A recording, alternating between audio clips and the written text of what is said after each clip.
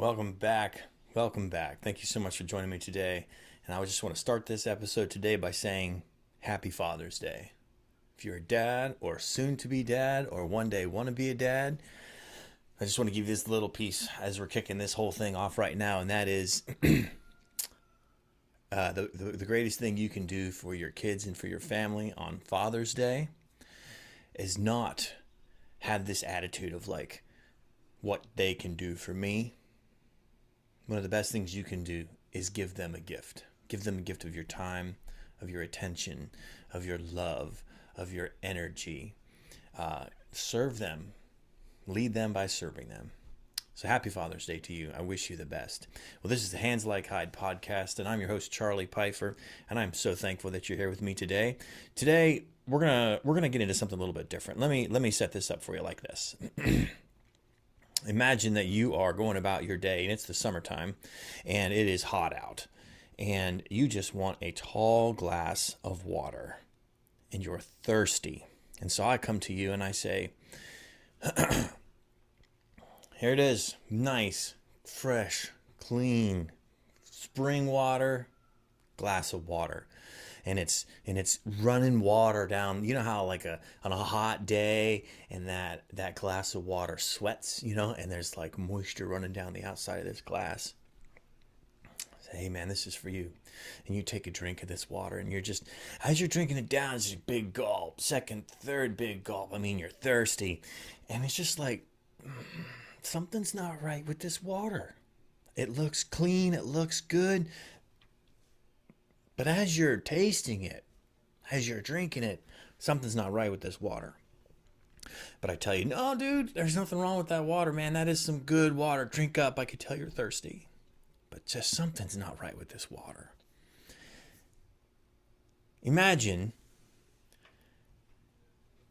though, I know that before I gave you this glass of water, I put one drop from a dropper or syringe. I put one drop of septic water in it. It's not enough to kill you, right? After all, you drank the glass of water. It just tasted a little funny. That's like a secret. That's what secrets do to us. That's what we're going to talk about today. Secrets. They poison, right? From the inside out. Even if it looks fine on the outside. Even if no worries. But the closer you get to a person, the closer you get to someone who's keeping a secret, it's like that drop of septic water in that glass. Something's not right. Something's not right. This is what we're going to talk about today. Let me kick it off with you like this. There's this story of Amu Haji. He's also known as Arman. He's passed away now, whatever. But what's really amazing about this guy, he lived in Iran. And he didn't bathe. He didn't take a bath for 60 years. 60 years. He did not take a bath. And he lived as a hermit, rightfully so. And he smoked dried dung. I mean, for crying out loud. So my wife and I, we have a horse farm. And there's 11 horses on our property. And a horse, I don't know, fun fact, makes 40 pounds of manure a day, something like that. And, if you've been around Amish country or whatever, or gone to a fair or whatever, horses, they just leave these little balls, essentially, as their dung. And as I was kind of doing this research and prepping for today, I was thinking to myself, like, who in their right mind, like, who in the heck would take dried manure, wrap it up or stuff it in a pipe and think that's a good idea? Let's smoke that. I mean, for crying out loud. But that's what this guy did. He smoked dried manure, and he feared that soap and water would make him sick. In essence, the man has some serious issues. Rightfully so, he became a local legend. People from all over the place just kind of knew about him. I mean, you could probably, if you stood 10 miles downwind of him, you could probably smell him. I mean, for crying out loud. I actually have seen a picture of this guy, and it's gnarly. I mean, he is one gnarly looking dude. And so Most of us, I'm sure, I know for a fact I wouldn't, right? I take a bath every freaking day, and I'm sure you do too. Most of us bathe every day, and we would not live like Armand physically, right? We wouldn't do that. But what about spiritually, right? What about spiritually or emotionally, like inside you? Secrets, or having like this pet sin or something like that, they make us just as sick. They make us inside just as filthy. And let's unpack this a little bit more. The scientific side of what happens, secrets have power, and the scientific side of that is outlined by like Dr. Ted Roberts or Patrick Carnes. These are some of the leading pioneers with like sexual addiction recovery side of things. Dr. Ted Roberts says you're only as sick as your secrets. He's quoted that in the book Seven Pillars of Freedom, put out by Pure Desire. You're only as sick as your secrets. And Patrick Carnes, in some of his like pioneer work in Facing the Shadows, he outlines how keeping secrets creates a double life. Secrets they create double lives. You're living one way with this group of people, but then you're also living another way when you're by yourself or with a different group of people. I've often heard it said somewhere that like someone who's living in addiction, one of their greatest fears is that they will find themselves in a room with everybody that they know, and they'll start talking about them, and the realization would happen throughout the room. Wait, are we even talking about the same person? Because that's what happens when we keep secrets. We have to, behave and interact in different ways with different people, all to maintain and keep the secret. I know I lived like that for a really long time. Keeping secrets increases anxiety, our shame, compulsive behaviors. Even like in one of my recent episodes, we talked about neuroplasticity and the way the brain changes and things like that. Like neurologically, it reinforces isolation and unhealthy coping mechanisms, and it causes things like stress, anxiety, cortisol. I mean, fatigue. Do you find yourself that by the end of the day just being drained and full of fatigue, especially after you've been around a bunch of different people? Like, and there's nothing wrong with feeling tired after you've been around a bunch of people. Like, I get it. Sometimes people can be exhausting. Like, I understand that. There are, I heard this quote this week. Somebody I was working with, he was describing another individual, and he was like, that's who I call that's a low dose person.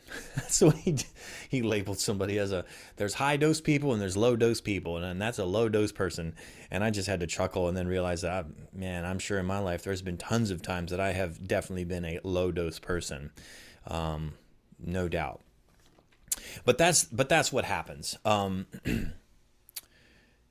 We have to exercise all of this emotional energy to manipulate conversations, to behave in ways so that things don't go toward the realization of what the secret is, and it can really create a lot of problems, a lot of problems in us. To bring in some biblical truth to this whole idea is that God is a healer. God desires to clean every nook and cranny of our hearts and minds. He wants to transform our characters. Psalms 51:10 is just one of my favorite verses. Right after David got busted, he had a huge secret, didn't he? David slept with another woman. Her name was Bathsheba. And then to cover the whole thing up, he had her husband, who also happened to be his best friend, Uriah, murdered on the front lines to cover the whole thing up. And, the Bible doesn't specifically say how much time went by, between those events and then when Nathan the prophet called him out on it, and basically his secret was exposed. But you can imagine there was a decent amount of time where David was trying to keep this secret covered. And after it all came out to the open, David prays in Psalm 51:10, create in me a clean heart, O God, renew a right spirit within me, right? So he wasn't just trying to say like behavioral on the outside change, right? He wanted that drop of septic water filtered out of his soul, out of his character. That's what he was all about. And even Jesus talks about a little bit in Luke 12, where he says, there's nothing hidden that will not be disclosed, right? So the truth will set you free. Truth needs to come out into the open. I want to just bring this piece to you. There's a, I think he was Swiss, politician, philosopher. He kind of was on the higher rankings of Sweden over there. This is an older book that he wrote. It was more like a collection of his journalings, and he has a quote in here that I think is really, really amazing. It says, "You cannot play with the animal in you without becoming a holy animal. Play with falsehood without forfeiting your right to truth. Play with cruelty without losing your sensitivity of mind. He who wants to keep his garden clean doesn't reserve a plot for the weeds." Let's apply that to your life and to my life today, right now. The secret is a plot of weeds in your life. If you had a garden like I did growing up, we've got a little garden here, but my dad was big into gardenings. And we were constantly out there with the hoe, with the rototiller. We were pulling up weeds. We were adding mulch and different stuff to make it easier to pull up weeds. Because what do weeds do? Weeds grow, and weeds will overtake and destroy whatever it is you're actually trying to grow that's good, that will produce health, that will produce life, like vegetables, right? Like fruit, like corn, man. Go on a corn feast once. That's good eating. Secrets grow and weeds spread. So let me ask you this question. Why do you keep secrets? If you have a secret in your life, why are you keeping it? What is our motivation for keeping secrets? And in my own experience, in my story, I can tell you why I kept secrets. And you can answer this for yourself. And if this connects with you, awesome. Let me know. Shoot me a message. But I think it boils down to the reason we keep secrets. It comes from this core lie. That if people really knew who I was, they wouldn't love me.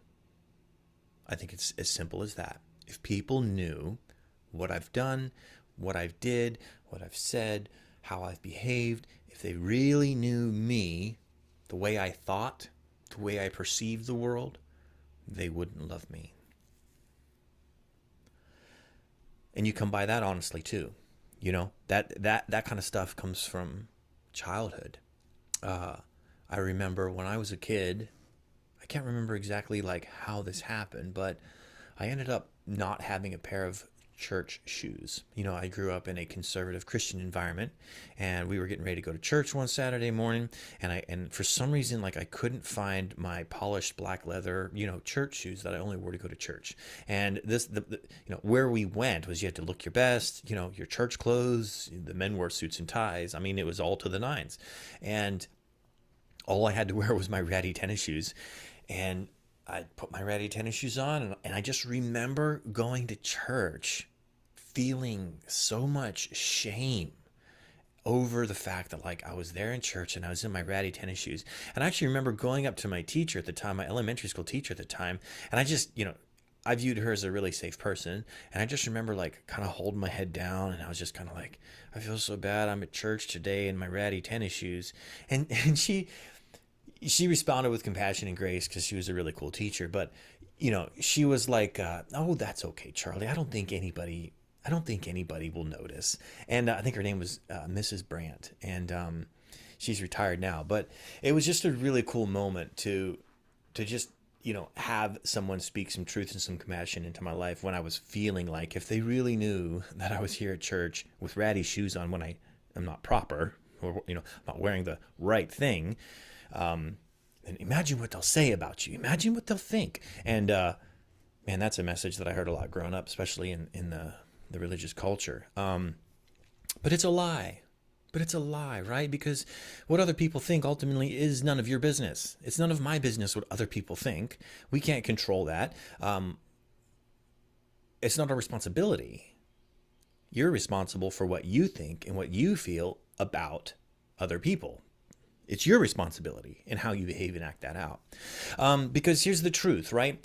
We crave being fully seen and accepted. Like it's a core need. It's a core need of humanity to be seen, to be soothed, to feel safe, to be noticed, to get that somebody gets you, right? And it's like God offers that. Safe, godly people offer that. But a lot of times, here's the point. I'm rambling. If you grew up in a family environment where your parents were that, or your siblings or your friends were that, or your teachers were that, safe, godly people, then I don't think you'd be here listening to this podcast. See, I think the reason you're here listening to me right now is because that's not what you had. That's not what I had. That's not what you had. But we still have this need to feel seen and to feel accepted. So we learn to keep secrets. We learn to keep secrets. The problem is, though, that the way reality works is what we protect grows. If we protect the secret, if we protect this sin, then it grows, right? If we expose the secret, the truth will set you free. It shrinks. It loses its power. It's an amazing truth thing. But the amount of fear you got to work through that process to get from point 1 to point 2 takes a lot of courage, a lot of growth. It takes time. So just be gracious with yourself. Imagine this illustration, okay? Imagine with me that you took a shower every day, but you didn't wash a specific spot on your body. Like you never washed it. Say it's in your armpit. You never washed your armpit. You washed everything else, but you protected your armpit from water. You protected your armpit from getting clean, and you never washed it. What would happen over time? Maybe a month or 2 or 6 months, probably nothing really. But over time, something's going to start happening in your armpit, and it's going to start getting red and irritated and inflamed. And over time, it might turn into an abscess. It might turn into a sore that could eventually get infected. And then what happens then? It starts working its way in, right? And then what happens if it gets in your blood system and it starts circulating throughout your body? Now this little area that you are protecting from being clean has now turned into this infection throughout your entire being, and that is going to affect everything you do, your energy, your concentration, your health, your immune system, your relationship with others. It's going to putrefy everything. Holding on to a secret is like that. That's exactly, even if it's a tiny one, I can tell you, even if it's a tiny secret that you're keeping from one person, that will affect the way you relate to that one person. I promise you. You won't relate with them with genuineness and openness and transparency and vulnerability. No. You're going to protect that secret. So in closing, try this week. I know this is going to be a challenge. It was a challenge for me, but I want to challenge you this. There are people in your life who need the fresh water that you bring. Imagine that you are that tall glass of refreshing spring water. And there's somebody that needs you. There's somebody that needs what you have to offer as a man, as a leader, as a father, as a husband, as a friend, as a brother. That drop of septic in there will hurt that relationship. It will hurt that person. So this is how you remove that drop of septic. This is how you get rid of that secret. Get with a piece of paper and a pen. It starts there. It's called a secrets inventory. And it's hard work, but do this. Sit down and ask God to search me, to try me, to know my anxious thoughts. Get in touch with that.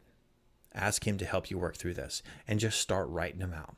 Right now, it's just you and the paper and God. The point is to get it from in your head and in your heart out and onto a piece of paper. I want you to do that first.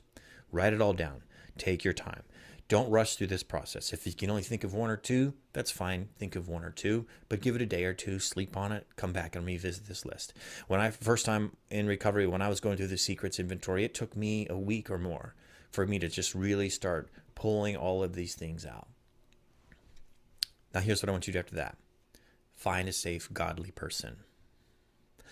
If you're in a situation where you don't have and you don't know anybody who's a safe, godly person to go through this, then find a therapist or a counselor who is aware of addiction recovery. Most of them are able to kind of help you through this process. Reach out to me if you want me to join you in this process too, to start working on uncovering and getting these things out. I'm here for you if you need it.